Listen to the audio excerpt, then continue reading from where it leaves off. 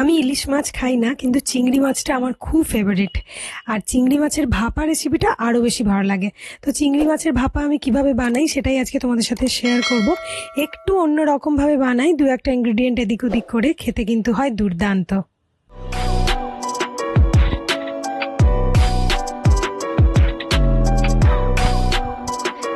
চিকুকে স্কুলে ছেড়ে দিয়ে সকালবেলাতে আমাদের পেছনের দিকে যে বাজারটা আছে ওখানে গেছিলাম।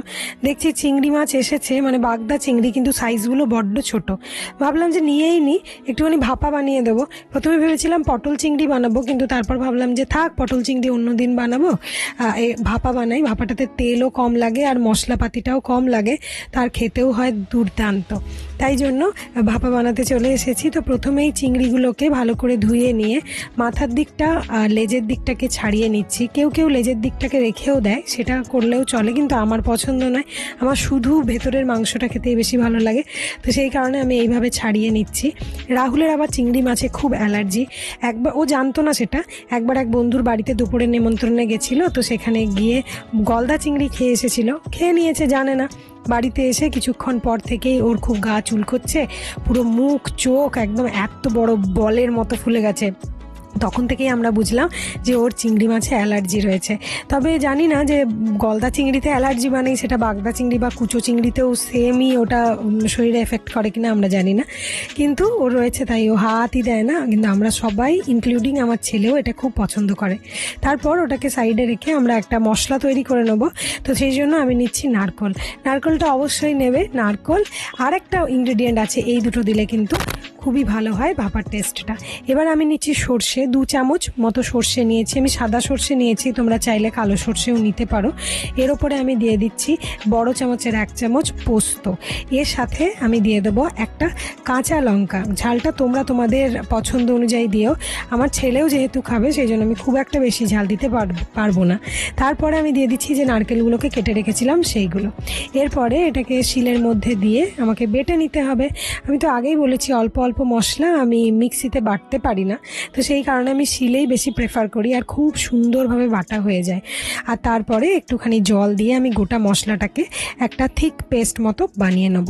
এই ভাপার রেসিপিটা এতটাই সহজ যে সময়ও কম লাগে, মাত্র 15 মিনিটের মধ্যেই একটা দুর্দান্ত আমিষ পদ কিন্তু তোমরা তৈরি করে ফেলতে পারবে।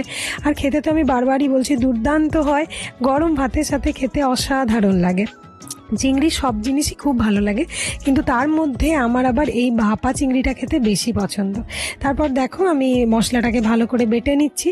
এই রকমভাবে বেটে নেবে, যেহেতু নারকেলটা আছে একটু কচকচে থাকবে, তাতে কোনো অসুবিধে নেই। বাটা হয়ে গেছে। এরপরে আমি একটা টিফিন বক্স নিয়েছি, যার মধ্যে আমি ভাপাটাকে বানাবো। তার মধ্যে আমি যে বেটে রাখা মশলাটা সেটা দিয়ে দিলাম।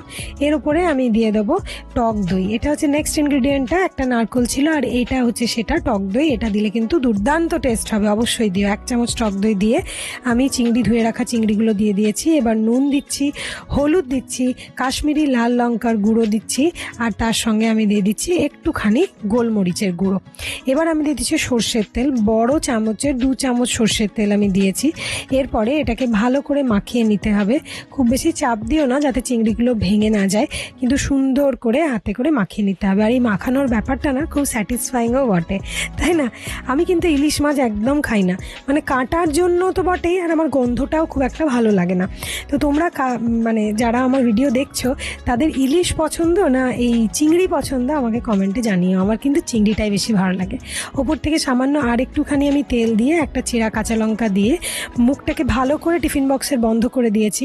এরপর কড়াইয়ে দিয়ে দিলাম জল। তবে আমি এই ইন্ডাকশানটাতে জল দিয়ে বসানোর চেষ্টা করেছিলাম, কিন্তু এটাতে শেষ অবধি হয়নি, কেননা টিফিন বক্সের সাইজটা বড় ছিল, তাই জন্য ঢাকনাটা লাগানো যাচ্ছিল না।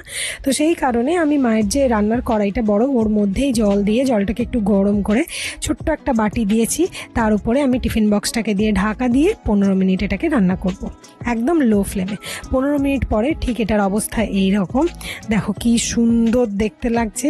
এই গোটা বাটিটা যদি আমাকে দেয়া হয়, আমি গোটা বাটিটাই চেটে পুটে উড়িয়ে দেবো, আমার এত পছন্দ। তো দেখো এটা ভেতর থেকে চিংড়িগুলো একটুও ভাঙেনি, আর অসাধারণ খেতে হয়েছিল। তোমরা অবশ্যই বাড়িতে বানিও, আর কেমন লাগলো আমাকে কমেন্ট সেকশনে কিন্তু জানাতে ভুলবে না। টাটা।